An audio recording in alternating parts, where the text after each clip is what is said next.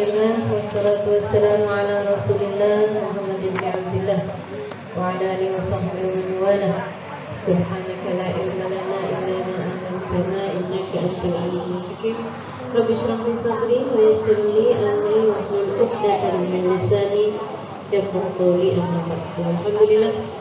Baik teman-teman sekalian, kita akan lanjutkan kajian kita ini, dan seperti biasa kita akan awali dengan membaca niat belajar bersama-sama. Bismillahirrahmanirrahim. Nawaitu ta'allum wa ta'lim wan naf'a wal intifa' wal mudzakarah wa tadhkir wal ifadah wal istifadah wal hitha 'ala tamassuk bi kitabillah wa sunnati Rasulillah sallallahu alaihi wa alihi wa sallam والدعاء إلى الهدى والدلالة على الخير ابتغاء مرضاته وقربه وثوابه وحسن الخاتمة مع اللطف والعافية وصلاح العاقبة.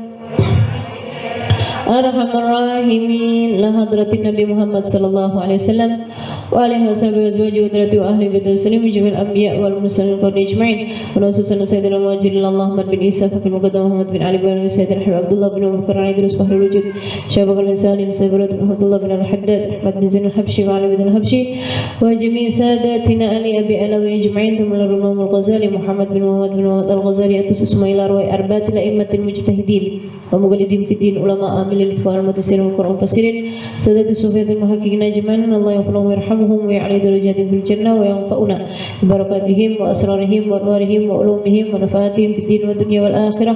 Al-Fatihah.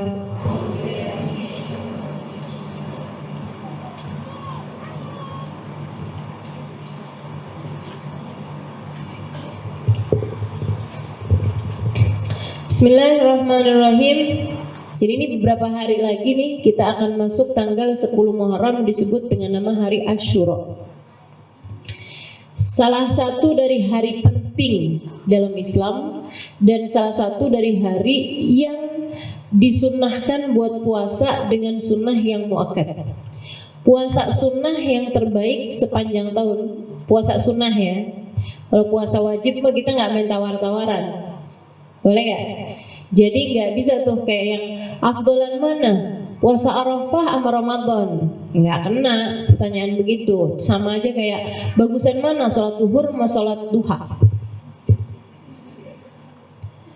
Kalau sholat duhur tuh nggak ada pilihan, kamu nggak boleh enaknya sholat apa enggak ya saya ya, nggak pakai. Namanya perkara wajib, perkara wajib nggak boleh ditinggal, nggak bisa ditawar. Demikian pula dengan puasa yang wajib yaitu Ramadan, nah itu nggak bisa ditawar, gitu kan. Nah kalau puasa sunnah itu ada pilihan kamu buat ngerjain atau nggak ngerjain, gitu ya. Nah puasa sunnah itu ada yang puasa sunnah bulanan, ada puasa sunnah mingguan, ada puasa sunnah tahunan. Puasa sunnah mingguan tahu dong, masa nggak tahu? Senin sama Kamis. Ada puasa bulanan, Ayyamul Bid 13, 14, 15. Ada puasa tahunan. Nah puasa tahunan ini dari mulai 6 hari di bulan Syawal, gitu kan ya. Kemudian hari Arafah, kemudian hari Tarwiyah, hari Tasu'a, hari Asyura, gitu ya. 1 Rejab, yang memang datangnya setahun sekali gitu. Nah, di antara semua puasa-puasa sunnah ini, yang paling afdol, yang nomor 1 puasa yang kemarin kita jalani, yaitu tanggal 9 Dzulhijjah, disebut dengan nama hari Arafah. Itu nomor 1. Yang nomor 2 yang akan segera kita jelang beberapa hari lagi, kita akan masuk tanggal 10 Muharram. 10 Muharram ini ada puasa sunnah disebut dengan nama hari Asyura. Diambil dari kata-kata asyara. Asyura maksudnya adalah hari yang ke-10. Hari yang ke-10 dari awal tahun dan hari ke-10 dari bulan Muharram. Teman-teman sekalian yang saya muliakan, hari Asyura itu adalah hari yang mulia, bukan hanya di zamannya Nabi Muhammad alaihissalam. Kalau hari Arafah yang kemarin itu mulianya buat umat Nabi Muhammad doang. ya. Tapi kalau hari Asyura ini mulia untuk semua umat. Dari zamannya Nabi Adam hari Asyura itu udah mulia. Sampai ke zamannya Nabi ini, Nabi itu, semua nabi-nabinya Allah. Zaman Nabi Nuh, Nabi Musa, Nabi Yahya, Nabi semua nih, nabi-nabi. Sampai ke zaman Nabi kita Muhammad Sallallahu Alaihi Wasallam, hari Asyura menjadi hari yang dimuliakan Allah Subhanahu wa Ta'ala. Dan karena ia adalah merupakan hari yang dimuliakan Allah, Allah tuh kalau memuliakan sesuatu suka ngasih hambanya. Allah itu zat yang maha dermawan. Kalau sayang suka ngasih, gitu ya. Orang kalau dermawan kan gitu. Kalau sayang suka ngasih. Betul apa enggak? Kayak gimana gitu jawabnya? Saya nggak tahu tuh. Kamu nggak pernah sayang atau kamu nggak pernah dermawan?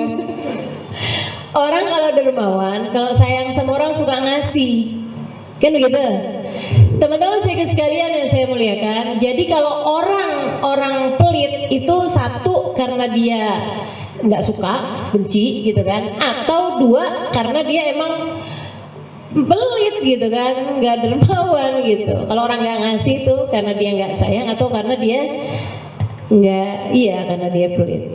Nah ini Allah Subhanahu wa Ta'ala zat yang maha dermawan. Jadi kalau sayang itu ngasih. Nah ngasihnya pada saat-saat yang memang waktu itu adalah waktu yang dimuliakan Allah Subhanahu wa Ta'ala, yaitu hari Asyura. Hari Asyura itu Allah banyak banget ngasih kemuliaan-kemuliaan kepada hamba-hambanya.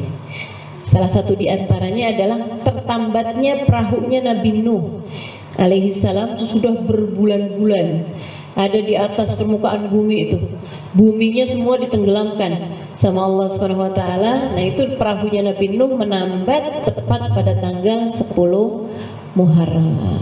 Jadi buat adik-adik jomblo, selamat masuk bulan Muharram, selamat memasuki hari Asyura. Berdoalah dek, ya Allah, Engkaulah yang menambatkan perahu Nabi Nuh pada hari Asyura. Tambatkanlah hatiku yang kosong ini. Masya Allah. Mudah-mudahan ya, nih adik-adik jomblo yang udah kepengen nikah saya doain. Doain apa? Ini kenapa emak-emak yang bilang amin ya? Curiga saya. Masya Allah. Mudah-mudahan yang jomblo-jomblo nih Allah segera pertemukan dengan jodoh yang soleh, yang baik, yang bawa kebaikan bagimu dunia hingga akhirat. Amin ya rabbal alamin. Rumah tangga tuh dek, bener katanya orang Betawi dah, walaupun agak-agak kasar tapi saya bilangin juga dah. Katanya rumah tangga tuh kayak kawin itu, maksudnya kawin itu ya kayak main gambling, kayak main judi gitu. Bisa untung, bisa buntung. Kalau beruntung alhamdulillah, kalau nggak beruntung ya sedih, innalillah gitu ya. Dan masalahnya kan nggak gampang kalau udah ada dalam rumah tangga yang nggak menyenangkan, mau putar balik kan nggak gampang. Putar baliknya itu kan mikirnya banyak hal, apalagi kalau sudah ada anak, ya kan?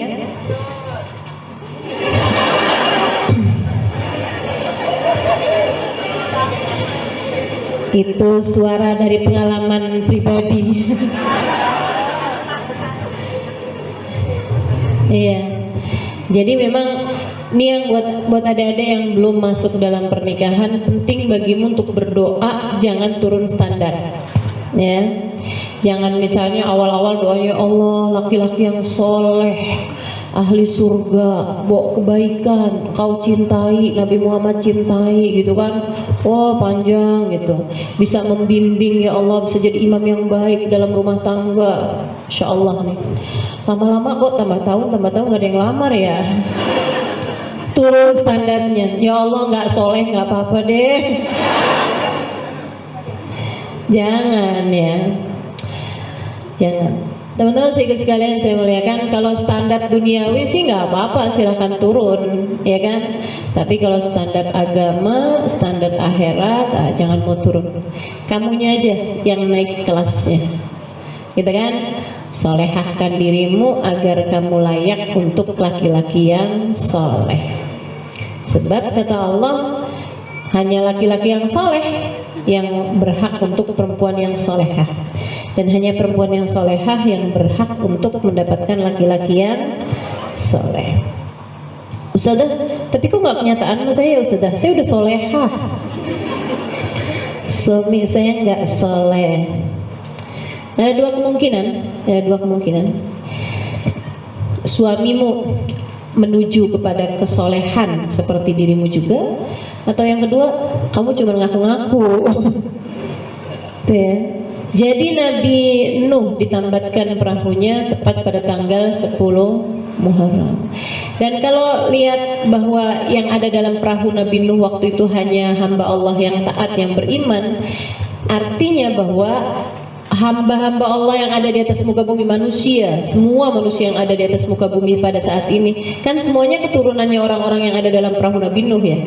Artinya kakek nenek mereka tuh dulunya ya beriman, semuanya beriman gitu. Semua ada tuh, termasuk yang nyiksa-nyiksa orang Islam yang ada di Uyghur gitu misalnya, atau yang di Palestina, di mana-mana tuh teman-teman.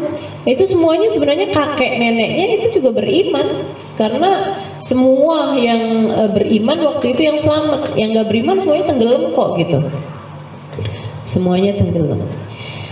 Baik ya, itu Nabi Nuh alaihi salam. Kemudian pada tanggal yang sama juga, tanggal 10 Muharram juga, tentu saja di tahun yang berbeda, Allah Subhanahu wa taala juga menyembuhkan sakitnya Nabi Ayyub alaihi salam. Nabi Ayyub itu Allah Subhanahu wa taala sehatkan juga tepat pada tanggal 10 Muharram. Sakitnya Nabi Ayyub itu berat, tapi jangan kamu kira.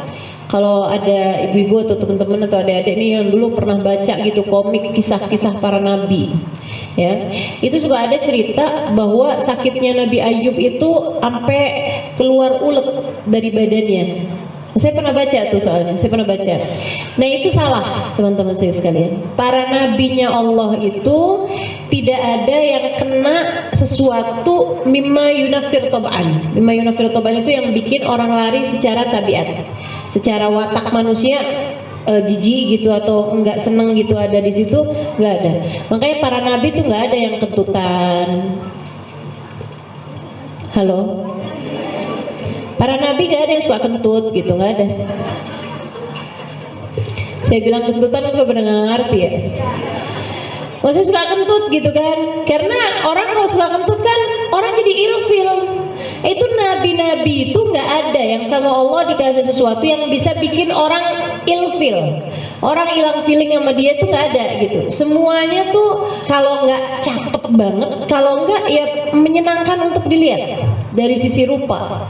Dari sisi bentukan tubuh juga nggak ada yang, mohon maaf ya, misalnya kayak terlalu pendek banget atau terlalu tinggi banget yang sampai bikin orang tuh kayak yang aneh gitu ngelihatnya, tuh nggak ada teman-teman. Atau yang sampai kurus banget, ceking banget gitu kan, yang sampai bikin orang kesian, nggak ada. Atau yang gede banget misalnya gitu kan, yang sampai bikin orang yang makannya berapa banyak nih gitu, nggak ada juga. Jadi para nabi itu sama Allah dibikin yang sestandar mungkin secara fisik, maksudnya yang memang paling disukai gitu pada zaman tersebut, itu fisiknya seperti apa gitu kan ya, yang nggak jauh-jauh dari itu gitu. Nggak jauh-jauh dari itu, meskipun memang tidak ada yang lebih cakep daripada baginda kita Nabi Muhammad SAW, dan juga nggak ada juga yang lebih cakep daripada Nabi Allah Yusuf alaihissalam, gitu kan. Tapi memang semuanya juga nggak ada yang jelek gitu. Jadi nabinya Allah tuh nggak ada yang jelek teman-teman, dan juga nggak ada jelek aja, nggak ada gitu kan. Mohon maaf, seperti yang tadi saya sampaikan, suka buang angin aja nggak ada gitu. Apalagi yang kena penyakit yang sampai menjijikan, sampai apa istilahnya tuh ya, borok gitu, sampai borokan, korengan, sampai keluar uletnya dari badannya, itu nggak mungkin banget. Itu mustahil. Kenapa? Sebab para rasul ini kan wajib menyampaikan. Nah, gimana caranya menyampaikan kalau sama Allah dikasih sesuatu hal yang bikin orang nggak mau mendekat gitu? Orang mendekat dengerin segitunya belum tentu beriman, ya kan? Belum tentu ikut. Apalagi kalau beliau dikasih sesuatu hal yang bikin orang nggak mau dekat. Nah, Nabi Ayub alaihissalam dikasih sakit, betul.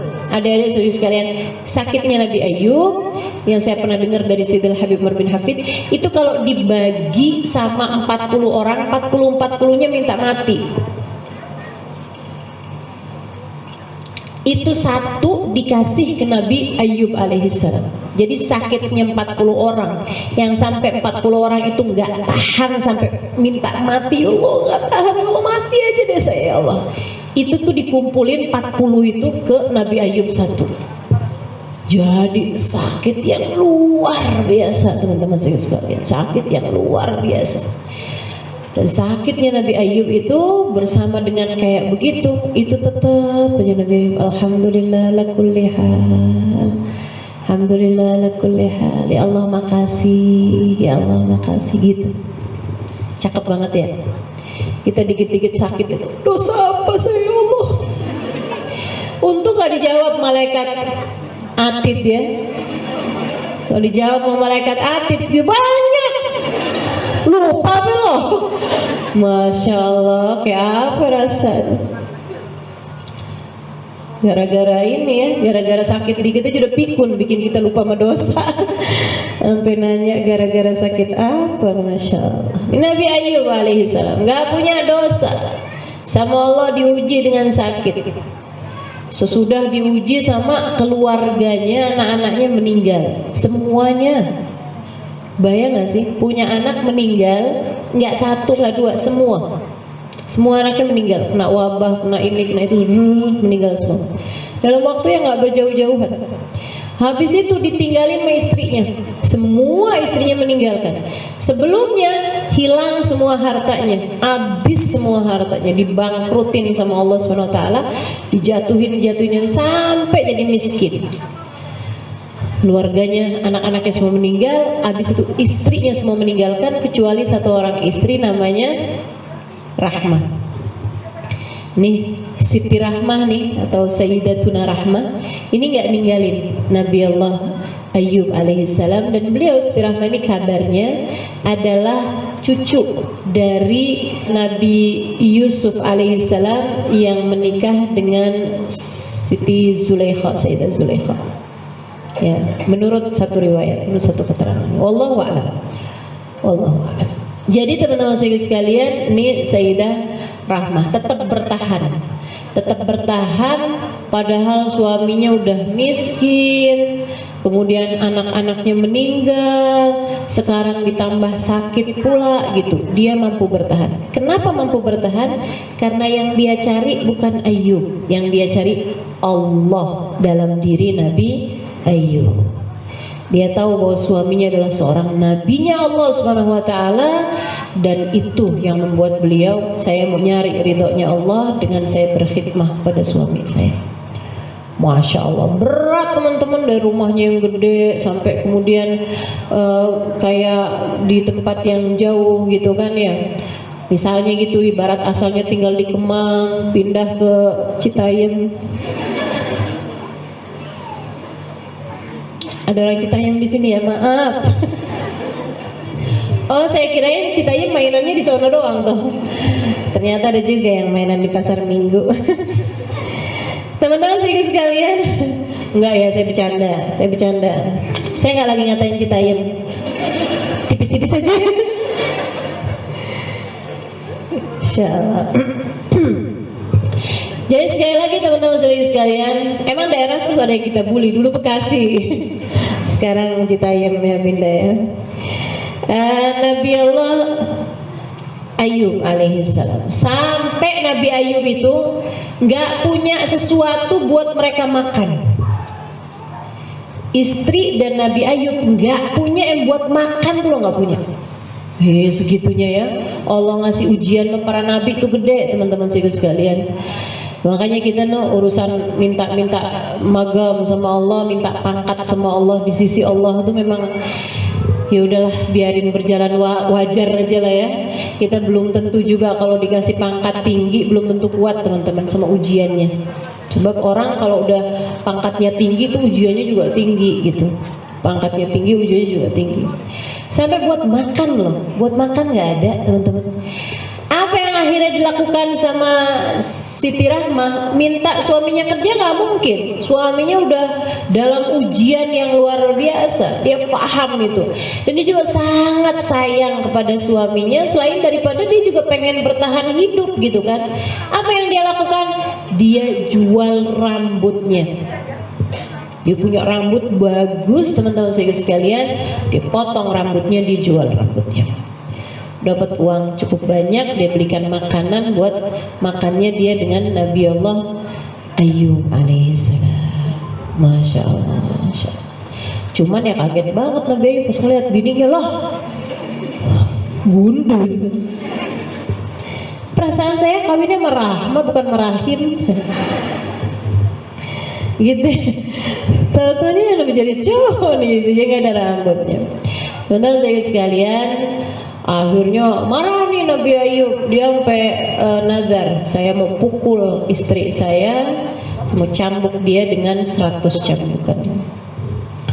Teman-teman saya sekalian mau pukul gitu dengan 100 pukulan. Terus tanya, kasih keterangan sama Siti Rahmah bahwa ternyata rambutnya itu dia jual untuk makan mereka berdua gitu. Oh, nggak tega Nabi Ayub. Tapi nadarnya udah terlanjur. Pas waktunya sehat, Nabi Ayub bingung mau melaksanakan nadar karena nadar kan harus ditunaikan. Iya, nadar itu kayak janji ya, janji sama Allah itu harus dibayar teman-teman. Nggak boleh nggak, makanya jangan gampang-gampang nadar. Jangan gampang-gampang nadar. Kalau saya menikah tahun ini 1444, ya bagus ya tanggalnya ya. Saya mau menikah tanggal 14 bulan 4. Jadi 14/4/4/14/44 gitu ya. Jam 4 subuh. Kalau misalnya gitu ya, orang nadar gitu, saya mau tiap hari baca 1 juz Al-Quran. Nah itu berat. Kalau kamu bilang tiap hari gitu kan, seumur hidup saya, itu berat. Kamu kan nggak tahu akan jadi seperti apa.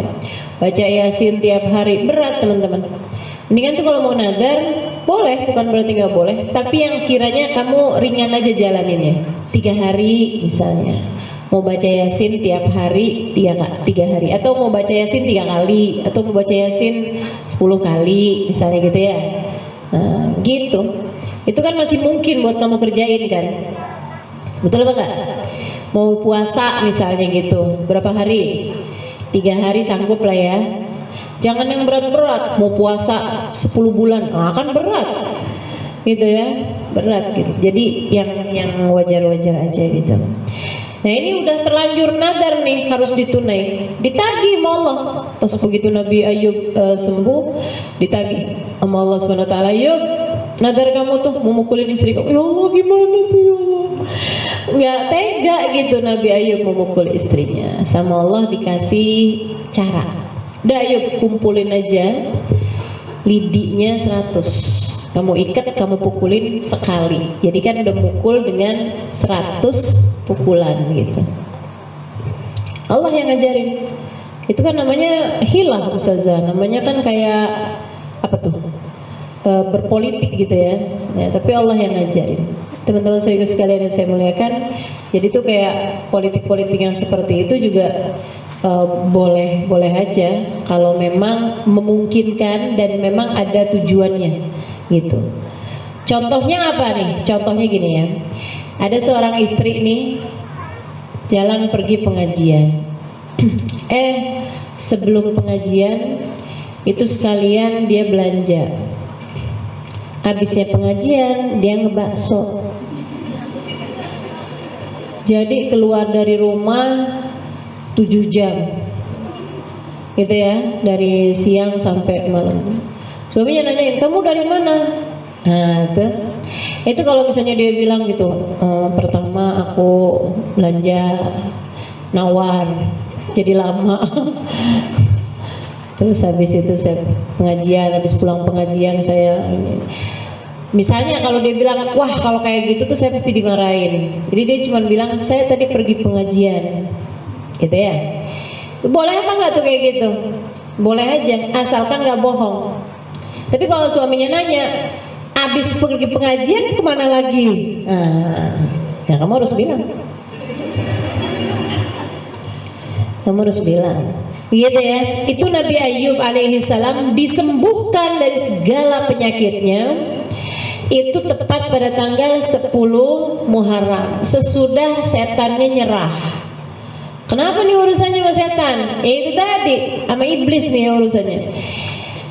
Waktu Allah membanggakan Nabi Ayub, bayang gak sih nih, Allah tuh ya sampai ngasih ujian sebegitu besarnya kepada seorang nabi hanya karena Allah mau tunjukin sama musuhnya yaitu iblis bahwasanya hamba Allah tuh tak terkalahkan.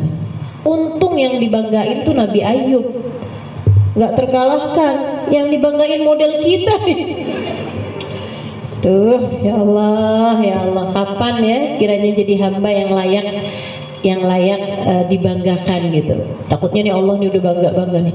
Lihatin nih hambaku yang satu ini nih, bangun tahajud, pagi-pagi duha, gitu kan ya.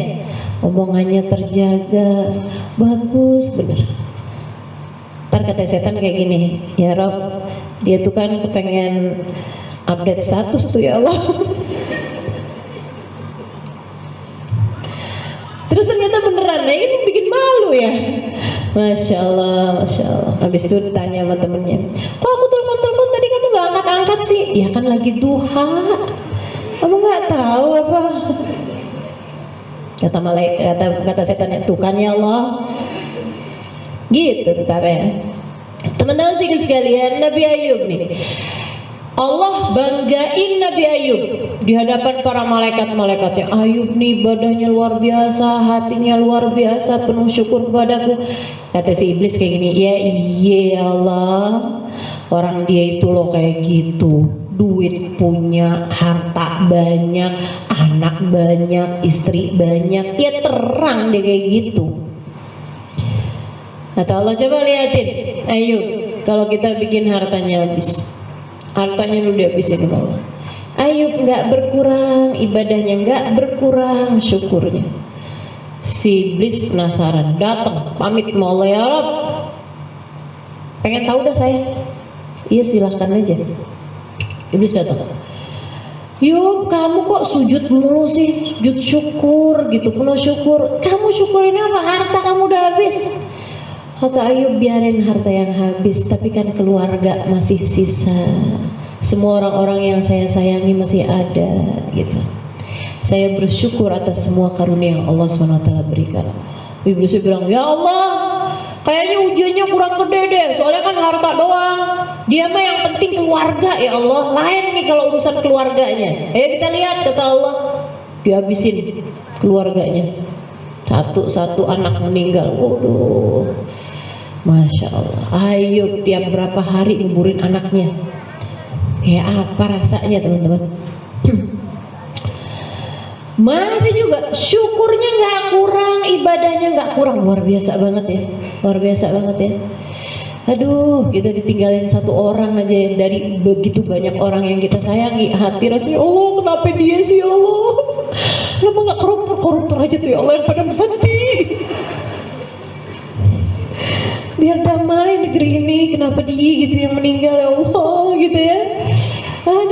Ada Masya Allah. Berapa hari yang lalu kita dengar kematiannya Habib Abu Bakar. Ya Allah, perasaan hati ini kayak yang ya ampun, kenapa Habib Bakar sih ya Allah? Kenapa nggak siapa gitu kali yang ada di penjara-penjara, kan banyak tuh ya kan? Insya Allah ya, tapi Allah punya kehendaknya kan. Allah sayang sama mereka semua. Udah nih, meninggal nih semuanya sampai tidak tersisa teman-teman. Luar biasa banget kan Nabi Ayub. Segitunya syukurnya nggak kurang, ibadahnya nggak kurang sama Allah. Makasih ya Allah, makasih ya Allah. Si iblis, ya Allah pamit lagi ya Allah. Benar-benar penasaran dah saya. Ya udah iblis silahkan. Iblis turun lagi. Yub, lu nape lu Yub? gitu Nabi Ayub? Katanya Nabi Ayub, Allah telah memberikan kepada saya karunia yang sangat banyak. Saya masih punya istri, saya masih punya kesehatan. Oh, iblis bilang lagi, ya Allah, istrinya belum ya Allah. Ya itu, sampai istrinya semua meninggalkan dia. Istrinya semua meninggalkan. Masih Nabi Ayub tetap juga terus. Akhirnya sampai terus iblis bilang, badannya tuh ya Allah sehat sih dia, makanya dia kayak gitu. Kata Allah, yuk kita lihat. Allah kasih sakit itu tadi, sakitnya 40 orang. Kumpulin satu dalam diri Nabi Ayub. Kesakitan yang luar biasa. Kita kan kalau sakit kan misalnya sakit perut, kaki, tangan masih baik-baik aja, betul nggak? Kita kalau sakit gigi gitu ya memang sakit luar biasa. Tapi kan perut masih enak, kaki masih bisa jalan, ini masih bisa itu gitu kan, tangan masih bisa bikin teh manis gitu ya, masih bisa lah gitu gerak dan lain sebagainya gitu, mata masih bisa lihat, masih enak gitu. Ini Nabi Ayub sakit semua. Jadi anggota tubuhnya semua Allah dibikin sakit semua, sampai nggak gerak. Nabi Ayub tuh cuma di atas tempat tidur teman-teman, dalam kesepian, dalam kesendirian. Nabi Ayub bilangnya apa? Ya Allah makasih. Terus dikir sama Allah, ya Allah makasih, ya Allah makasih. Katanya iblis, Ayub lu apaan lagi sih yang kamu syukurin? Katanya Nabi Ayub, alhamdulillah Allah masih tetapkan aku sebagai hambanya. Saya punya iman, saya sakit tapi saya tahu yang ngasih sakit kan Allah. Saya tahu saya kehilangan orang-orang yang saya cintai, tapi yang ngambil kan Allah. Selagi yang melakukan itu Allah, maka saya akan bersyukur atas apapun yang Dia berikan. Sebab saya tahu Dia menguji saya karena cinta, bukan karena benci. Allah tuh saat menguji kita bukan karena benci tapi karena cinta. Gimana Iblis? Iya deh Allah, dia emang tuh kayak gitu tuh. Udah? Iya Allah. Udah tuh saat iblis nyerah, Allah kemudian tepat pada tanggal 10 Muharram menyehatkan Nabi Ayub kembali. Nabi Ayub sehat-sehat aja loh, langsung hilang semua sakitnya. Masya Allah, tambah banyak sujudnya, tambah banyak syukurnya. Habis itu terus istrinya itu kan, waduh, terus hamil, punya anak, Masya Allah, Masya Allah. Nabi Allah Ayub alaihis salam. Jadi bagi siapapun yang lagi sakit atau ada keluarganya yang lagi sakit, 10 Muharram. Ini kita simpen nih 10 Muharram. Kita siap-siap nih 10 Muharram. Jangan lupa nanti tanggal 10 Muharram banyak-banyak doa. Ya Allah sembuhkan ya Allah. Sebagaimana Engkau menyembuhkan Nabi Allah Ayub alaihi salam, ya Allah sembuhkanlah sakit saya ya Allah, sembuhkanlah sakitnya Fulan bin Fulan, sembuhkan sakitnya orang-orang yang kami sayangi ya Allah, gitu. Insya Allah. Karena memang hari itu tuh hari Allah banyak banget ngasih hadiah-hadiah kepada hamba-hambanya. Tentu yang minta akan lebih mungkin buat dikasih daripada yang enggak minta. Karenanya mintalah kepada Allah Subhanahu wa taala. Dan kalau bicara sakit, semua dari kita pesakitan. Betul nggak? Nggak sakit badan, kadang sakit pikiran. Nggak sakit pikiran, kadang sakitnya hati. Sakitnya hati, punya hasut sama orang, punya kebencian sama orang, punya dendam sama orang, itu sakitnya hati. Dan itu jauh lebih nyiksa daripada sakitnya badan, teman-teman. Was-was gitu ya. Kemudian lagi perasaan sombong, merasa diri sesiapa, tuh penyakit tuh, penyakit. Kita punya apa enggak? Punya. Kita punya. Teman-teman sekalian, makanya kita minta sama Allah, ya Allah, sebagaimana Engkau menyehatkan Nabi Ayub, sehatkanlah kami ya Allah. Sehatkan badan kami dari segala penyakit. Sehatkan pikiran kami ya Allah dari hal-hal yang tidak nyata. Karena pikiran kita nih suka dikelabuhi sama hal-hal yang nggak nyata. Ketakutan-ketakutan terhadap sesuatu hal yang ada di depan yang nggak nyata gitu. Nggak nyata. Ya Allah, selamatkan hati kami ya Allah dari semua penyakit-penyakit hati. Ya, penyakit hati banyak, terutamanya adalah hubbud dunia. Cinta terhadap dunia adalah ra's kulli khati'ah, kata Nabi Muhammad, induknya semua penyakit-penyakit hati. Ujungnya tuh pasti itu cinta terhadap dunia. Makanya kalau kita gedein cinta kita kepada Allah, gedein cinta kita kepada Rasulullah, insya Allah cinta dunianya perlahan-lahan mengecil, perlahan-lahan berkurang. Amin ya Rabbal. Nabi Musa, ya, Nabi Musa sama Nabi Harun. Ini juga ada kaitannya nih sama hari Asyura, gitu. Apa yang terjadi sama Nabi Musa dan Nabi Harun, teman-teman sekalian yang saya muliakan, Nabi Musa dan Nabi Harun diselamatkan dari kejahatannya Pak Fir'aun. Itu tepat pada tanggal 10 Muharram dengan ditenggelamkannya Fir'aun di Laut Merah. Ya teman-teman saya sekalian, Fir'aun itu tenggelam tepat nih pada tanggal 10 Muharram. Karenanya kita minta pada Allah Subhanahu wa taala, orang-orang yang punya niatan-niatan jelek sama umat Islam biarin tenggelam. Kan gitu ya?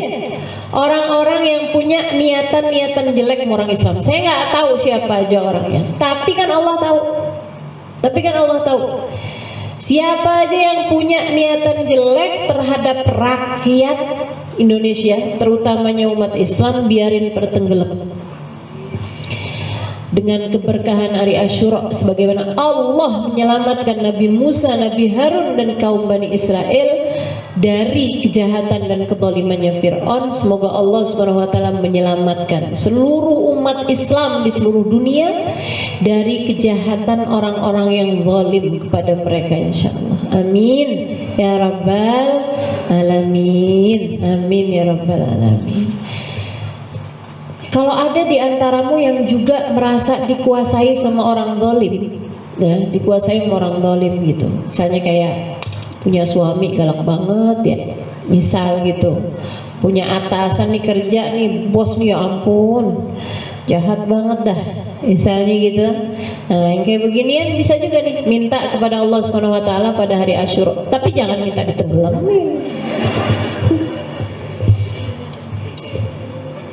Ya, jangan minta dilenyapkan, enggak gitu juga gitu. Tapi minta sama Allah Subhanahu wa taala, mudah-mudahan mereka dilunakkan hatinya, gitu ya, ditambahkan kesabarannya, gitu, biar pada lunak semua hatinya, insya Allah. Amin ya rabbal alamin. Itu Nabi Musa alaihissalam. Nabi Musa tuh diperintah sama Allah, Fasri bi ahlika, ya Musa, malam ini juga bawa kamu dan semua rombongan Bani Israel nih, bawa jalan, malam ini jalan, kalian pergi malam. Fir'aun dengar pasukannya nyampein ke Fir'aun, Musa dan Bani Israel jalan malam, disusul Nabi Musa sama Fir'aun dan bala tentaranya. Nabi Musa jalan kaki sama kaumnya. Ini mereka naik kendaraan, naik kuda gitu kan ya, cepet banget kan disusulnya. Begitu mereka udah deket lautan, mereka noleh, dikejar nih kan. Mereka tuh udah dari jalan tuh dari sebelum nyampe ke lautan ya. Itu umatnya Nabi Musa tuh bilang gitu, ya Musa, inna lamudrakun. Wahai Nabi Musa, waduh, kita kesusul nih, kita kena nih, kita ketangkep nih. Mereka mengejar kita, wahai Nabi Musa, inna lamudrakun, kita kena deh, kita ketangkep deh, gitu kan. Kata Nabi Musa, kalla inna ma'i rabbi sayahdin. Nggak bakalan, tenang aja, kita nggak bakalan ketangkep sama Fir'aun dan bala tentaranya. Kenapa? Inna ma'i rabbi sayahdin. Bersama dengan aku ada Allah, Dia akan memberi petunjuk padaku. Kalau kamu di jalan Allah, jangan takut terhadap apapun, teman-teman. Ini poinnya, ini intinya. Kalau kamu di jalan Allah, kamu ngerjain yang Allah perintahkan, nggak usah takut terhadap apapun. Allah pasti ngasih kita jalan. Allah pasti ngasih kita jalan. Ustazah pengen masuk Islam, tapi keluarga saya semuanya non muslim ustazah. Gimana cara saya ustazah? Ini masuk Islam aja dulu, pelan-pelan. Sholat gimana ustazah? Dalam kamar sholatnya. Itu kan ya. Kalau enggak di tempat-tempat umum. Yang lain-lain kan ada. Alhamdulillah kalau tinggal di Indonesia ini kan hampir semua tempat ada masjid, ada musolanya gitu kan. Jadi nggak usah khawatir. Saya yakin tuh, asal niatnya bagus, asal hatinya kuat, asal benar-benar jalan Allah, Allah pasti akan kasih jalan keluar, pasti. Allah akan kasih petunjuk. Apapun aja teman-teman sedikit sekalian. Yang penting kamu di jalan Allah. Pastiin aja kamu nggak maksiat gitu. Pastikan kamu nggak maksiat. Tapi kalau misalnya, ustazah saya jatuh cinta ustazah, tapi orang tua nggak merestui ustazah, gimana nih ustazah? Saya kawin lari apa gimana ustazah? Itu kamu nggak bisa bilang innama ya Rabbi sayahdin, bersamaku ada Allah, dia akan memberi jalan. Ya dari awal kamu salah. Ngapain pacaran? Kan begitu ya? Nah, kalau dari awal kamu salah, kamu nggak bisa ngarepin bahwa Allah akan memberikan jalan gitu. Tapi kalau dari awal kamu nggak ngerjain dosa, teman-teman saya sekalian, terhadap berbagai macam ujian, cobaan dalam kehidupan, apapun bentuknya, tenang. Innama ya Rabbi sayahdi. Kamu seorang istri solehah, bagus, baik, segala macam gitu. Suami kamu digangguin sama seorang perempuan lain itu, nggak usah takut. Innama ya Rabbi sayahdi. Tenang, bersama dengan kita ada Allah. Saya di jalan Allah, Allah akan memberi saya jalan. Gitu teman-teman saudara sekalian. Nggak usah takut gitu. Tapi dia lebih cakep ustazah, nggak usah takut. Tapi dia lebih mancung hidungnya ustazah, nggak usah takut. Dia lebih putih kulit, nggak usah takut. Dia lebih kaya ustazah, nggak usah takut. Lebih segala-galanya dari kamu, nggak usah takut. Inna ma'ana Rabbana, kita punya Allah Subhanahu Wa Taala. Kekuatan kita ada pada Allah Subhanahu Wa Taala. Gitu, kekuatan kita ada sama Allah Subhanahu Wa Taala. Udah, tetap aja jadi istri yang solehah. Ntar nanti lama-lama juga Allah Subhanahu Wa Taala akan kasih jalan, akan kasih jalan. Jalannya apa ustazah? Ya, dia kawin lagi. Kan jadi halal ya. Waduh berat bener ustazah. Tenang aja, Allah akan kasih jalan teman-teman. Tenang aja, Allah akan kasih jalan. Kamu gak akan kehilangan apapun kok. Selagi kamu sama Allah, kamu gak akan pernah kehilangan apapun. Tenang aja, tetap aja ikut sama Allah Subhanahu Wa Taala. Ikut aja apa maunya Allah Subhanahu Wa Taala. Allah akan kasih jalan teman-teman. Tenang aja, Allah akan kasih jalan. Kamu gak akan kehilangan apapun kok. Selagi kamu sama Allah, kamu gak akan pernah kehilangan apapun. Tenang aja, tetap aja ikut sama Allah Subhanahu Wa Taala. Ikut aja apa maunya Allah Subhanahu Wa Taala. Kamu akan selalu berada dalam bimbingan Allah. Gak usah khawatir, gak usah khawatir terhadap apapun. Kamu hanya perlu mengkhawatirkan satu hal aja, apakah kamu ada di jalan Allah atau tidak. Itu aja pertanyaannya. Tapi selagi kamu ada di jalan Allah, selalulah ucapkan seperti ucapannya Nabi Allah Musa. Kalla inna ma'iya Rabbi sayahdin. Tiap kali setan nakut-nakutin hati kamu nih, oh nanti gini, nanti gitu, nanti gini, nanti gitu. Kan setan kerjanya kayak gitu, nakut-nakutin terus gitu kan ya. Oh nantinya kalau kayak begini ntar begini, terus aja tuh kerjaan setan tuh. Nah setiap kali setan nakut-nakutin kayak begitu, ucapkan seperti ucapannya Nabi Musa alaihissalam, kalla, nggak akan begitu. Inna ma'iya Rabbi sayahdin. Aku bersama dengan Allah, Allah akan selalu memberi kepadaku jalan. Sampai beneran Nabi Musa ada di pinggir lautan, umatnya dibilang, wah Nabi Musa gimana nih, tuh udah mulai kelihatan tuh pasukannya, waduh kita kena semuanya nih, habis ini dipanggang nih sama Fir'aun nih, habis ini kita dibakar hidup-hidup nih sama Fir'aun nih, aduh kelar ini urusannya nih, aduh Nabi Musa kita mati semuanya di sini Nabi Musa.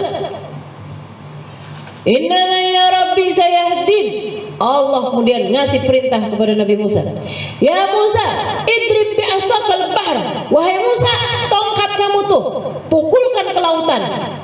Itu ya teman-teman saya sekalian, Nabi Musa untung aja, Nabi Musa tuh santun, Nabi Musa tuh sopan, Nabi Musa beradab sama Allah, dan Nabi Musa itu sami'na wa ata'na, nggak pakai mikir, selagi yang memerintahkan Allah, Nabi Musa sami'na wa ata'na.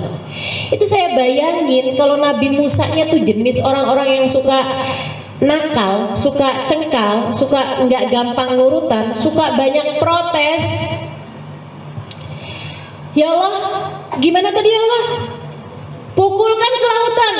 Apa enggak ke kepalanya Fir'aun aja ya Allah? Kan minta perlindungannya dari Fir'aun ya.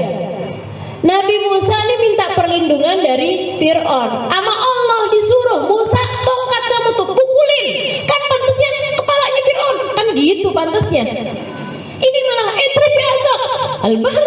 Kata Allah, pukulkan tongkatmu itu ke lautan. Nabi Musa nggak pakai protes. Nabi Musa nggak salah nih. Ini kepala Fir'aun apa lautan? Nggak pakai. Nabi Musa langsung pukulkan ke lautan. Itu lautan langsung mengeras. Airnya langsung mengeras. Langsung Nabi Musa, ayo kita lewat. Lewat nih Nabi Musa. Nabi Musa lewat sampai ke ujungnya. Begitu nyampe di ujungnya, ternyata Fir'aun dan bala tentaranya ikut naik juga di atas lautan. Gitu kan, masih keras juga tuh lautannya gitu. Nabi Musa mukul-mukulin di tongkatnya nih ke lautan, maksudnya biar cair lagi gitu. Tapi kan urusannya bukan sama tongkat, urusannya sama Allah. Nah, sekarang nggak diperintah kok malah main pukul-pukul. Nabi Musa pukul-pukulin nggak jadi cair sampai Nabi Musa berhenti. Habis itu ngeliatin, aduh gimana nih kalau mereka nyampe ke kita. Pas mereka ada di tengah-tengah, Allah alirkan kembali lautan tersebut dengan ombak besarnya, tenggelamlah mereka semuanya. Masya Allah, Masya Allah. Nabi Musa liatin tuh saat Fir'aun lagi mau tenggelam, dia terus bilang kayak gini, amantu bi Rabbi Harun wa Musa, amantu bi Rabbi Harun Musa. Ya Allah, sekarang saya beriman sama Tuhannya Harun sama Tuhannya Musa. Tapi Allah jawabnya apa? Al-an wa qad asayta min qabl. Sekarang sekarang kamu baru mau beriman. Wa qad asayta min qabl, seumur hidup kamu ngaku jadi Tuhan, sekarang kamu baru mau beriman, nggak ada cerita. Itu para ulama bilang karena Fir'aun bukan umatnya Nabi Muhammad. Kalau Fir'aun umatnya Nabi Muhammad, selagi nafas belum sampai di tenggorokan, taubat masih diterima sama Allah. Tapi karena Fir'aun bukan umatnya Nabi Muhammad, makanya ditenggelam dan tidak dianggap Allah sebagai orang yang beriman. Padahal akhir kehidupannya Fir'aun beriman. Akhir kehidupannya Fir'aun tuh beriman, teman-teman. Masya Allah. Tapi nggak diterima keimanannya karena keimanannya udah mau mati gitu. Udah mau mati, sekarang kamu baru mau beriman, nggak bisa aku terima, kata Allah SWT. Allah terus bilang, kata Allah, aku mau jadikan badanmu itu kekal. Makanya sama Allah dikekalkan badannya Fir'aun ya. Ya ampun teman-teman, pernah lihat gak? Saya pernah. Saya pun nyampe ke Mesir ya, ke Kairo. Itu ada museumnya Fir'aun gitu. Waduh ya ampun, serem banget dah. Saya kirain tuh muminya Fir'aun itu satu gitu kan. Muminya Fir'aun itu saya kira cuman muminya Fir'aun doang. Ternyata banyak banget di sana tuh mumi-mumi, dari bayi sampai nenek-nenek. Jadi ada mumi kecil gitu kan. Ini keluarga Fir'aun yang kesekian gitu. Ada lagi yang udah nenek-nenek, pokoknya banyak banget dah di situ. Mumi-mumi gitu, badan-badan yang diawetkan. Nah, orang tahu kalau yang itu adalah Fir'aun yang Allah ceritakan dalam Al-Quran, karena di badan dia yang satu itu kan, Fir'aun itu juga ada farainah ya. Fir'aun tuh ternyata bukan satu. Fir'aun itu ternyata ada Ramses ya istilahnya namanya ya. Kalau di mereka itu Ramses itu nggak satu gitu. Fir'aun tuh nggak satu. Ada Fir'aun 1, Fir'aun 2, Fir'aun 3, Fir'aun nggak tahu deh Fir'aun berapa gitu kan. Kayaknya yang sekarang masih hidup juga ada. Oh ya udah yang sombong-sombong nih dia nih. Fir'aun yang sekarang nih gitu. Masya Allah, Masya Allah. Teman-teman sekalian saya muliakan, nah itu orang tahu kalau itu Fir'aun yang Allah ceritakan karena di dalamnya terdapat kandungan garam. Berarti tenggelam, ya kan? Kena lautan kan kemasukan garam tuh. Jadi di badannya tuh sebagian ada kandungan garamnya. Itu teman-teman sekalian, subhanallah loh. Subhanallah, Allah benar-benar ketika bilang aku akan abadikan. Emang yang paling utuh tuh jasadnya dia, sampai rambut di pelipis tuh masih ada. Sampai rambut-rambut di pelipis itu masih ada, teman-teman. Itu padahal kan umurnya udah ribuan tahun. Zaman Nabi Musa loh, ke zaman kita sekarang berapa ribu tahun itu udah. Itu masih kekal, masih kulitnya apa semuanya tuh masih ada ya. Kelihatan gosong, iya kan karena di mumi itu kan. Ya, tapi maksudnya masih lengkap gitu, masih lengkap. Ya itu sampai rambut-rambut di pelipis masih kelihatan kok. Allah SWT menenggelamkan Fir'aun tepat pada tanggal 10 Muharram. Teman-teman sekalian saya muliakan, terus nih Nabi Allah Ilyas tuh nggak banyak kisahnya dalam Al-Quran. Termasuk juga Nabi Allah Dzulkifli juga nggak banyak kisahnya dalam Al-Quran. Nah Nabi Dawud banyak ya. Nabi Dawud maksudnya ada beberapa kisah tentang Nabi Dawud. Nabi Dawud ini nabi yang raja. Nah kalau dalam di sananya ya, atau di kitab-kitab terdahulu itu disebutnya David. Lidah mereka kan Daud jadi David, Ibrahim jadi Abraham, Musa jadi Moses, Nabi Muhammad tetap jadi Muhammad sallallahu alaihi wasallam. Nabi Dawud ini teman-teman yang saya liatin makomnya paling cakep ya selain Nabi Muhammad tentu saja ya. Makomnya paling cakep banget, adanya di kastil.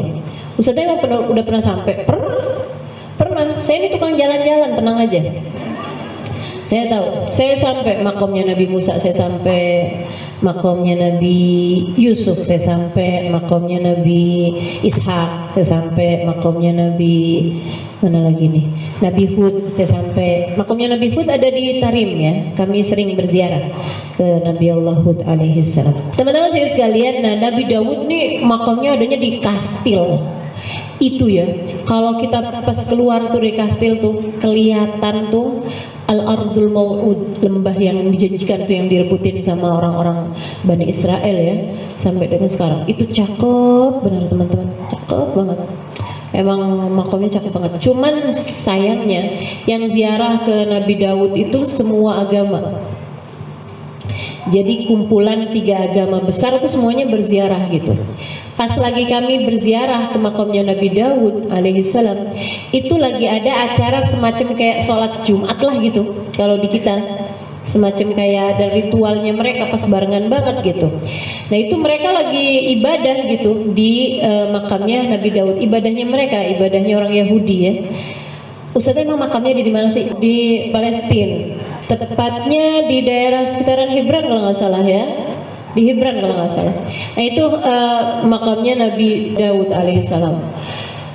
Lagi pas ke sana mereka lagi ibadah. Nah, tapi ibadahnya itu teman-teman sekalian pakai acara ini kayak zikir gitu ya. Tapi zikirnya itu dinyanyikan dan dinyanyikannya itu lama-lama tuh kayak rap yang sambil pukul-pukul ini meja. Mending kalau pukul-pukul rebana masih enak didengerin. Ini pukul-pukul meja. Wah, sampai serem gitu. Jadi kita dengerin ibadahnya tuh sampai aduh, siapa lagi marah tuh gitu. Kalau orang nggak tahu-tahu gitu ya, kirain ada yang lagi marah-marah. Gitu kan. Kayak gitu lah ada ininya ritmenya sih, cuman memang jadi bikin takut gitu. Abah saya waktu itu saya ziarah barengan sama abah, sama umi saya, sama beberapa saudara-saudara saya juga, beberapa ponakan-ponakan saya juga gitu kan, sama orang lain-lain juga gitu. Terus abah saya bilang kayak gini, ya Allah, abah saya nangis. Abah saya di makamnya Nabi Daud tuh udah nangis gitu. Saya tanyain sama abah gitu kan, abah kenapa bah nangis bah gitu. Abah saya bilang gini, abah kesian sama Nabi Daud. Abah kesian sama Nabi Daud, ya Allah, orang kok kayak begitu di atas Nabi Daud, di atas makamnya Nabi Daud, masya Allah. Abah saya nggak tega ketemu Nabi Daud. Itu ya Nabi Daud alaihissalam, Nabi yang juga seorang raja, teman-teman saya sekalian. Beliau yang berhasil membunuh Jalut. Wa qatala Dawudu Jaluta. Kata Allah SWT, Nabi Daud membunuh Jalut. Jalut makhluk, satu makhluk yang mengganggu ketenangan sebuah negara ya ini ya. Yang kemudian sama rajanya waktu itu, siapa yang bisa membunuh Jalut, aku akan jadikan dia sebagai raja sesudah aku gitu. Nah, yang berhasil membunuhnya adalah Nabi Allah Daud alaihissalam. Teman-teman sekalian, Nabi Daud nih kemudian jadilah raja.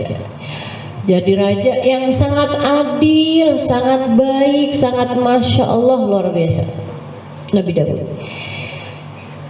Satu waktu Nabi Daud sangat dicintai sama rakyatnya. Nabi Daud kuat orangnya, kuat kepribadiannya, kuat semua-muanya. Satu waktu Nabi Daud ini, teman-teman saudara sekalian, zaman itu tuh nggak ada batasan untuk punya istri itu berapa gitu. Makanya 4 orang istri itu sebenarnya batasan dari Allah gitu ya. Karena sebelumnya itu orang-orang, bahkan orang-orang Quraisy aja itu nggak punya batasan terhadap istri. Jadi misalnya udah punya 10 nih, pengen nambah lagi boleh aja gitu. Makanya Allah SWT 4 itu bukan diperbolehkan lebih dari 1 gitu, akan tetapi justru pembatasan dari banyaknya jumlah istri yang mereka punya pada masa tersebut. Tuh, makanya ketika turun ayat bahwa orang Islam itu hanya boleh menikahi paling banyak 4 orang, itu yang terjadi bukan mereka yang hore kita kawin lagi 2 atau 3 atau 4 gitu, nggak gitu, malah justru wah berarti harus saya ceraikan istri-istri saya gitu. Karena jatuhnya masa itu sebagai pembatasan atas jumlah istri. Nabi Daud punya 99 orang istri.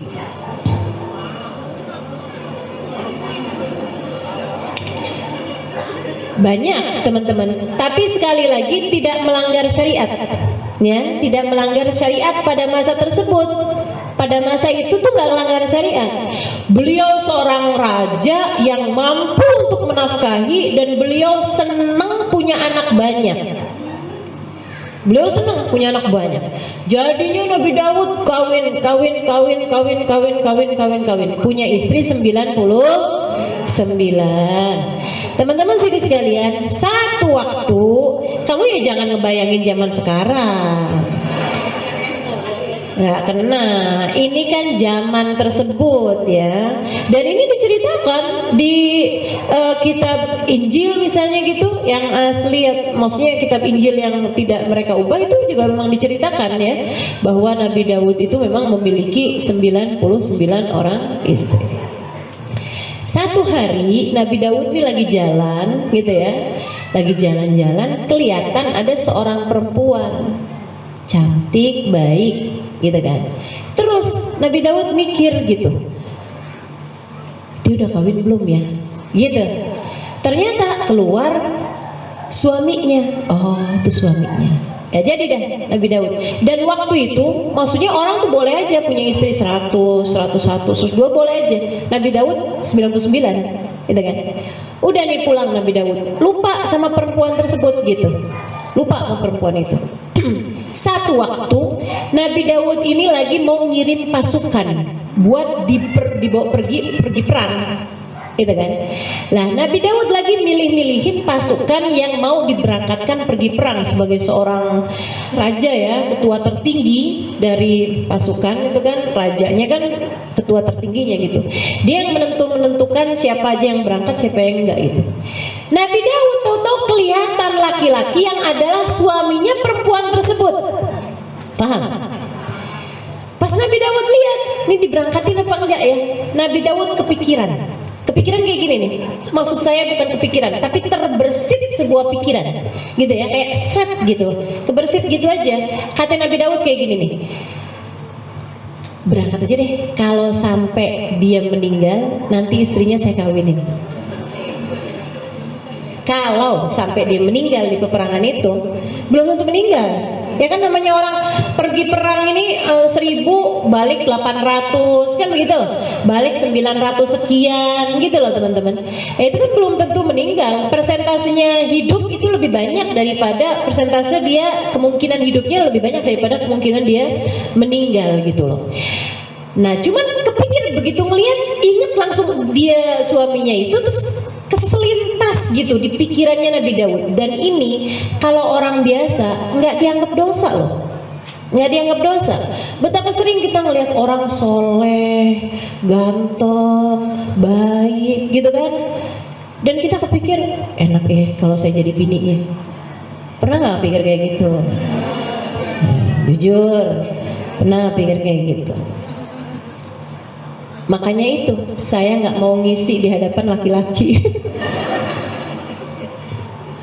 Ya kan ya, jaga diri saya, jaga diri mereka juga. Betul apa enggak? Gitu amat. Ya mudah-mudahan Allah jaga diri-diri kita ya. Tapi kan yang namanya sekelebat gitu kan, jangankan sama orang soleh, ini adik-adik gitu nih ngelihat drakor aja, ganteng banget ya, ada tuh yang suka kayak gitu. Ya Allah, ya Allah, itu kalau aktornya datang tuh dari Korea sana tuh, yang pada histeris itu saya liatin banyak yang pakai jilbab. Saya lagi mikir aja, ini jangan-jangan pernah ngaji di tempat saya juga nih. Segitunya histerisnya ngelihat ini ya, apa tuh namanya, aktornya gitu, aktornya drakor, apa? Opa, oke, opa. Opa bukan kakek-kakek ya? Oma-opa kan ya? Iya. Masya Allah tuh teman-teman sekalian. Jadi itu sekelebat doang. Kalau orang biasa nih, kita nih rakyat jelata nih, bukan rasul, itu nggak dihitung dosa. Kelebatan hati itu nggak dihitung dosa teman-teman. Kelebatan hati itu nggak dihitung dosa. Kita nih suuzon sama orang kan kelebatan hati tuh, gitu. Dihitung dosa apa enggak? Enggak. Kecuali sampai kita ngomongin. Sampai kita ngomongin sama orang lain, bukan ibu ini yang kemarin habis katanya pelakor itu, itu jadi dosa. Jadi dosa. Yang sebelahnya dia denger kayak gitu aja, kalau misalnya terus dia bilang astagfirullah, itu dia nggak jadi dosa. Tapi kalau misalnya yang mana? Riba.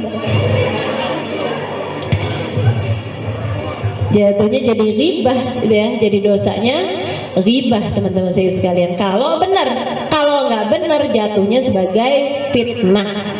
Begitu kata Nabi Muhammad alaihissalam. Nah itu jadi sebenarnya bukan dosa nih. Jadi kalau dibilang ustazah katanya para nabi nggak berbuat dosa, nggak berbuat dosa. Itu kalau hitungannya rakyat jelata, bukan nabi, umat, hitungannya nggak dosa. Tapi ketika yang melakukan itu adalah seorang nabi, Allah menghitungnya sebagai dosa. Kenapa? Sebab mereka harus di tingkatan sempurna dalam penjagaan hati, dalam penjagaan pikiran. Gitu. Jadi kalau kehitungnya sama para nabi, hitungnya dosa. Hitungnya dosa teman-teman. Sama itu pembahasannya kayak waktu Nabi Muhammad dibilangin abasa wa tawalla an ja'ahul a'ma. Itu kan? Nabi Muhammad bermuka masam di hadapan Abdullah ibn Ummi Maktum. Siapa tuh? Seorang sahabat yang buta, anja'ahul a'ma. Nabi bermuka masam juga dia kagak lihat, emang buta. Itu kalau kita yang ngerjain, kita nggak dianggap dosa teman-teman. Kamu cemberut sama orang yang buta, nggak dianggap dosa. Kenapa gitu? Nah dia nggak lihat, iya kan? Dia nggak lihat. Nabi tahu dia buta. Nabi tahu dia buta. Nabi bermuka masam di hadapan dia. Maksudnya nggak senyum, ya, nggak senyum Nabi sama dia. Nabi segitunya ditegur sama Allah. Abasa wa tawalla an ja'ahul a'ma. Kenapa Muhammad kamu bermuka masam? Kenapa kamu nggak senyum? Bukannya biasanya kamu senyum, wahai Muhammad. An ja'ahul a'ma, ketika datang orang buta, ya Allah saya senyum juga dia nggak kelihatan. Kata Allah, dia nggak kelihatan, tapi aku Tuhannya kan lihat kamu Muhammad. Oh, kalau saya sih baca abasa wa tawalla, bukan ayat taubih buat Nabi Muhammad, ayatul hub. Kalau saya bacanya, demikian pula dengan para ulama yang ngajarin saya. Kita membaca ayat abasa wa tawalla bukan ayat yang ngejelek-jelekin Nabi Muhammad, bukan. Tapi kita ngelihatnya sebagai ayat cintanya Allah kepada Nabi Muhammad. Ya Allah, Nabi Muhammad bermuka masam sama orang buta aja lah Allah tegur. Kalau nggak karena dicinta yang luar biasa, dididik yang luar biasa sama Allah, nggak bakalan kayak begitu. Itu sama aja kayak kamu punya anak, biasa-biasanya dia dapat 100 nilainya, satu waktu dia dapat 97, kamu tegur. Kenapa nak kok bisa ada yang salah? Biasanya kamu bener semua loh. Tapi giliran yang satu lagi, biasanya asal dia naik kelas dia udah bagus. Satu waktu dia dapat nilai 76. Kamu puji-puji dia. Padahal tinggian mana 76 sama 97? Tinggian 97, tapi yang dapat 97 malah kamu tegur, gitu kan ya? Malah kamu tegur, kamu peringatkan, yang dapat 70-an malah kamu puji-puji dia. Kenapa? Karena yang satu emang biasanya juga bikin salah, gitu kan? Yang satu seharusnya sempurna. Para nabi itu kayak gitu.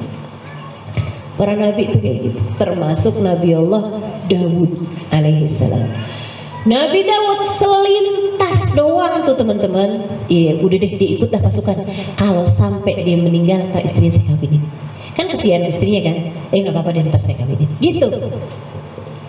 Teman-teman sekalian, Nabi Daud nggak ingat namanya selintasan doang kok. Tapi sama Allah ditegur. Ini yang saya ceritain dari kisahnya Nabi Musa tadi, kemudian Nabi siapa tuh yang tadi ceritain? Nabi Ayub, semuanya Allah ceritakan dalam Al-Quran ini ya, termasuk yang sekarang juga. Datang, tiba-tiba aja Nabi Daud lagi ada di dalam kamarnya, dan sekali lagi Nabi Daud seorang raja. Mau masuk kamarnya raja, itu kan lewatin, waduh, pintu yang semuanya dijaga dong, semuanya ada pengawalnya di situ gitu. Nabi Daud lagi tiduran, tiba-tiba Nabi Daud kok kayak kedengeran suara. Nabi Daud buka mata, ada dua orang lagi bertengkar. Khasman, baga ba'duna ala ba'd. Nabi Daud tanya, siapa kalian? Khasman, katanya dia. Baga ba'duna ala ba'd. Kita nih Nabi Daud dua orang yang sedang bertikai, yang sedang berselisih paham, yang sedang ribut gitu. Kami dua orang yang lagi bertengkar. Kata Nabi Daud, kenapa masalahnya? Nih Nabi Daud nih, hada akhi lahu 99 najah wa li najatun wahidah wa qala qfilniha wa aizani fil khisab. Nih saudara saya nih, dia punya 99 domba. Saya cuma punya 1 domba doang. Nabi Daud segitunya dia bilang, minta dong 1 dombanya, kumpulin juga ke domba-domba saya. Gimana tuh menurut kamu wahai Nabi Daud? Nabi Daud bilang sama yang punya 99 domba, laqad dhalamta bi su'ali na'jatika ila ni'ajih. Ya kamu dolim pak, boleh gitu. Kamu kan udah punya 99, jangan tamak, jangan rakus. Udah punya 99, kamu masih minta juga domba dia, nggak boleh kayak gitu. Dia punya cuma 1 doang loh. Gitu Nabi Daud. Gitu. Jangan rakus-rakus. Iya deh Nabi Daud kalau gitu. Ya udah deh, kalau selagi Nabi Daud yang ngomong udah bener dah. Ya udah deh kita pamitan Nabi Daud. Keluar nih mereka nih. Habis keluar Nabi Daud buka lagi. Pintunya terkunci. Lah, siapa itu? Nabi Daud mikir, malaikatnya Allah nih. 99. Kok kayak familiar ya? Istri saya 99.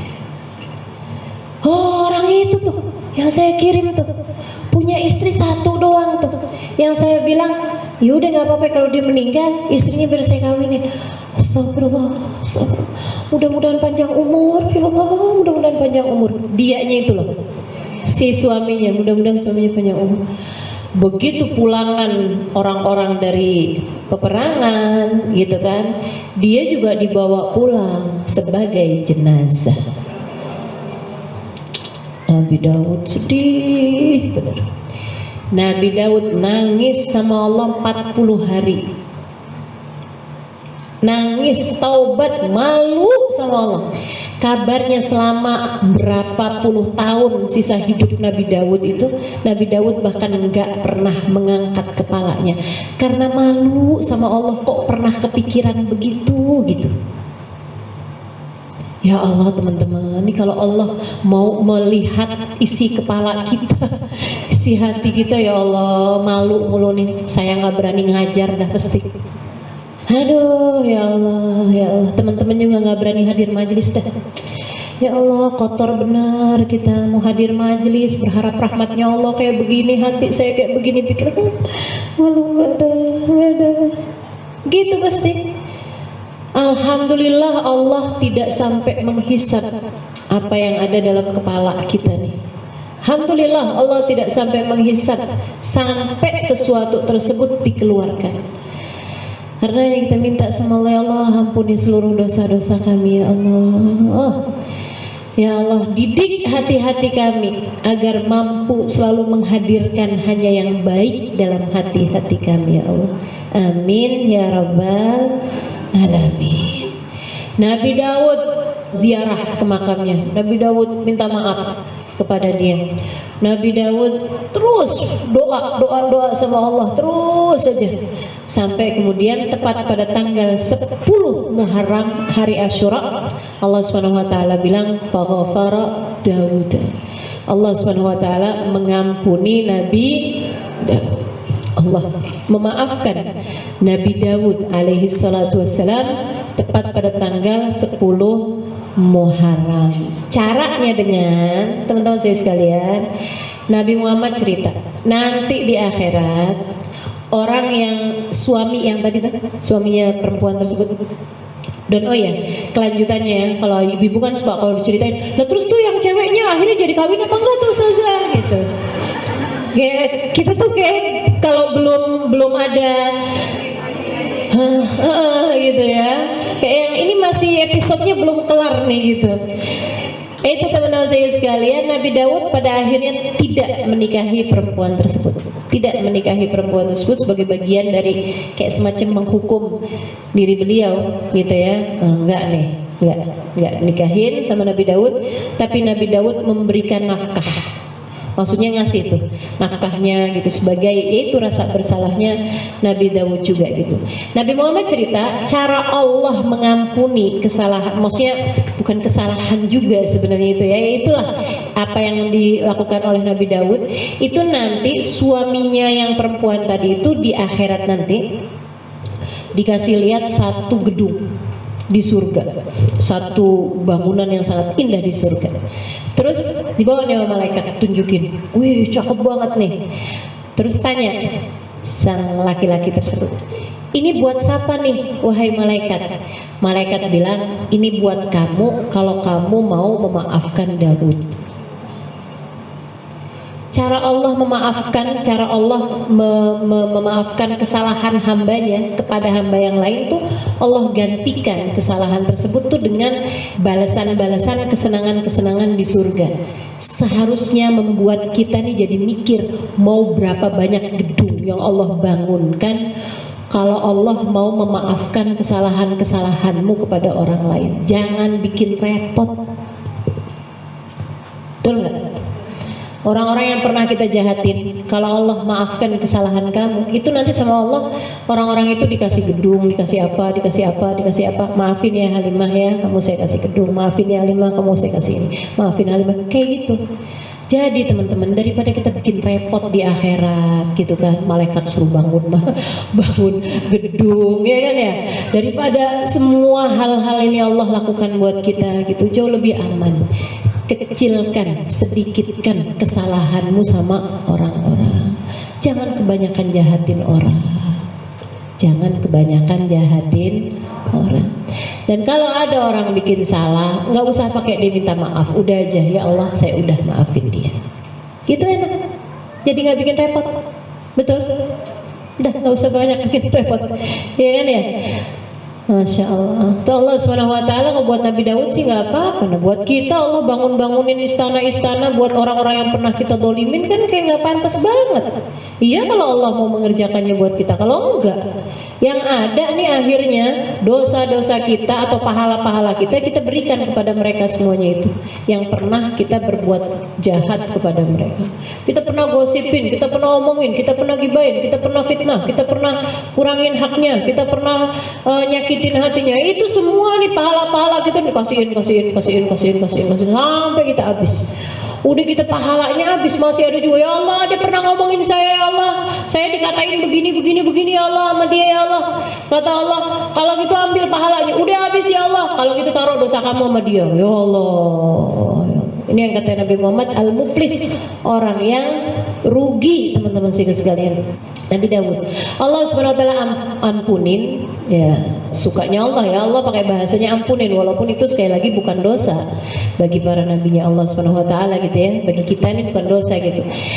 Allah Subhanahu Wa Taala mengampuni dosanya Nabi Daud, menerima taubatnya Nabi Daud pada tanggal 10 Muharram. Maka ini yang menurut saya adalah pemberian Allah yang sangat pantas sekali untuk kita minta pada hari Asyura, mengingat dosa kita yang sudah sebegini banyaknya ini. Maka simpenin hari Asyura, siapin hari Asyura, teman-teman sekalian. Nanti di saat datang hari Asyura, kamu udah tahu apa yang mesti kamu lakukan. Di antaranya adalah kamu berdoa, minta sama Allah Subhanahu Wa Taala, ya Allah ampuni dosa-dosa kami. Bukankah ampunan yang kau turunkan pada hari ini begitu banyaknya? Ampunilah dosa-dosa saya, ya Allah. Dosa saya begitu banyaknya, ya Allah. Ampuni saya dan jaga saya biar gak gampang-gampang bikin dosa lagi, ya Allah. Minta sama Allah Subhanahu Wa Taala, minta ampunan sama Allah. Dosa kita banyak, teman-teman. Kalau nggak diampunin sama Allah, repot kita urusannya. Salah kita banyak, kalau nggak ditutup-tutupin, nggak digugur-gugurin sama Allah Subhanahu Wa Taala, berat kita nanggungnya. Urusan kita nih di akhirat nih benar-benar dalam keadaan mengkhawatirkan, benar-benar dalam keadaan berbahaya kita kalau nggak diampuni sama Allah Subhanahu Wa Taala. Satu dosa aja bisa bikin kita celaka, bagaimana dengan ribuan dosa yang sudah kita lakukan selama ini, teman-teman. Maka datang hari Asyura, kesempatan emas buat kita minta sama Allah Subhanahu Wa Taala, ya Allah Engkau telah sembuhkan Nabi Ayub, sembuhkan saya dari semua penyakit hati saya, ya Allah. Sembuhkan saya dari suudzon orang, sembuhkan saya dari kebencian orang, sembuhkan saya dari apapun yang bikin hati saya ini nggak bener, ya Allah. Terus minta juga sama Allah, ya Allah Engkau yang Allah yang telah menerima Nabi Daud pada hari ini, karena ampunanmu yang pada hari ini turun begitu banyaknya. Demikian yang kami dengar dari para ulama, ya Allah ampunilah kami, ya Allah. Katanya Sahibul Burdah tadi, katanya beliau itu, la'alla rahmata rabbi hina yaksimuha ta'ti ala hasabil isyani fil qisami. La'alla rahmata rabbi hina yaksimuha ta'ti ala hasabil isyani fil qisami. Saya berharap aja, kata Sahibul Burdah nih, saya berharap aja mudah-mudahan ampunan Allah tuh di saat diturunkan menyesuaikan sama dosa-dosa. Biar yang dosanya banyakan dapat ampunannya banyakan. Biar yang dosanya gede dapat ampunannya juga gede. Kita minta sama Allah, ya Allah, bukankah Engkau sang maha dermawan, dan yang dermawan selalu memberi sesuai dengan kebutuhan. Ya Allah, kami sangat membutuhkan ampunan-Mu, ya Allah. Maka berikanlah kami ampunan yang cukup untuk seluruh dosa-dosa kami, ya Allah, hingga Engkau ampuni semuanya tanpa tersisa. Ampuni seluruh dosa-dosa kami, ya Allah. Gitu. Dosa kita banyak, dosa kita yang langsung sama Allah banyak, dosa kita yang sama orang tua kita banyak, betul? Dosa kita sama orang lain banyak, dosa kita sama tetangga banyak, sama saudara banyak, sama teman banyak, Masya Allah. Sama guru banyak, ya kan ya? Insya Allah kita punya banyak nih dosa-dosa. Kita meminta sama Allah, ya Allah ampuni ya Allah, ampuni ya Allah. Makanya nanti hari Asyura jangan lupa buat puasa. Puasa ngapusin dosa setahun, kata Nabi Muhammad SAW. Kemudian selain puasa, banyakin zikir, banyakin doa. Baca ayat kursi 360 kali, diawali dengan Bismillahirrahmanirrahim. Baca kulhu kalau bisa juga 1000 kali, kayak yang kamu amalkan pada hari Arafah kemarin. Kemudian baca hasbunallahu wa ni'mal wakil, ni'mal maula wa ni'man nasir, yaitu ya baca 70 kali. Kemudian baca doanya, ada tuh di Mukhul Ibadah, di kitab-kitab doa. Dan juga santuni anak yatim, beri sedekah kepada orang miskin. Deh, kita senengin orang-orang yang ada di sekeliling kita, kasih buat para ibu nih, kasih anak-anaknya uang belanja lebih banyak daripada biasanya. Para suami juga disunahkan. Oh, ini hadisnya jelas ini ya. Hadisnya hadis sahih, diperintahkan kepada para orang tua dan para suami terutamanya untuk memberi nafkah lebih banyak kepada istri-istrinya. Kata kepada istrinya, kan para suami, berarti kan kepada para istri, ya, untuk memberi lebih daripada biasanya. Kata Nabi Muhammad, "Man wasa'ala iyalihi yaumat Asyura wasa'allahu rizqah." Siapa yang meluaskan belanja, meluaskan uang, memberi tambahan nafkah gitu ya, tambahan rezeki kepada keluarganya, kepada istri dan anak-anaknya pada hari Asyura, maka Allah Subhanahu wa taala akan meluaskan rezekinya. Dalam hadis sepanjang tahun, dalam riwayat hadis yang lain sepanjang tahun. Jadi pinter-pinter nih, kurang berapa hari lagi nih dari sekarang ngomong sama suaminya, "Bang, ingat ya, saya tandain ya Bang di kalender nih, tanggal 8 kalau nggak salah ya, tanggal 8 Agustus, ingat-ingat ya Bang, 8 bulan 8." Iya, tuh hari indah nih Bang, tanggal cantik, Abang jangan lupa dari sekarang nabung buat tanggal 8 Bang. Abang ntar kasihin tabungannya ke saya Bang. Sayang mah nggak ini Bang, nggak maksa, cuman katanya Nabi Abang yang bilang,